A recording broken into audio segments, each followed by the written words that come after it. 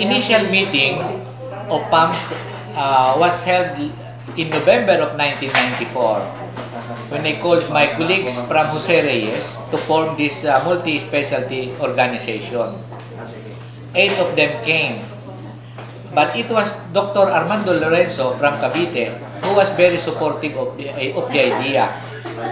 He gave them his 2,000 pesos to keep the ball rolling, and that is how it started. Then Dr. Mario Adraneda was elected president because nobody would like to assume the presidency, and we were all very happy when he accepted the presidency. But the problem arise later after the first convention in March 14, 1995. After the convention, Dr. Mario Adraneda was nowhere to be found. He does not like to attend the meetings anymore, and I told him to file a formal resignation so I could formally take over, which he did.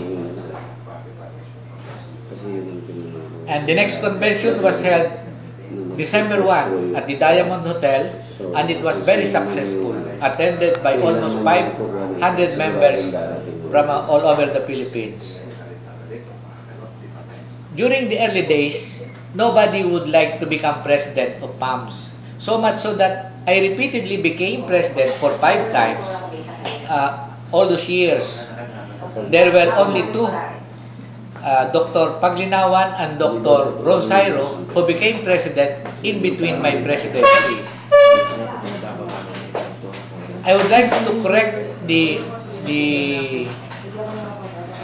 notion that when I turned over the academy to the younger generation, they are telling that the academy was already dead. It is not true. In fact, there were around 1,500 members during that time because we were quite strict in our admission. And there are already chapters in the provinces, as attested by the souvenir program that we issued in 1997. It is printed there. All those years before I turned over the reins of the academy to Dr. Bong Tagle and Dr. William D., I've been president for 5 years. And I am very glad because during the terms of Dr. Bong Tagle, Dr. Mike Ocampo, and Dr. William D., the academy has progressed rapidly. It has become more organized, and they have institutionalized chartering. And I am very grateful to those people.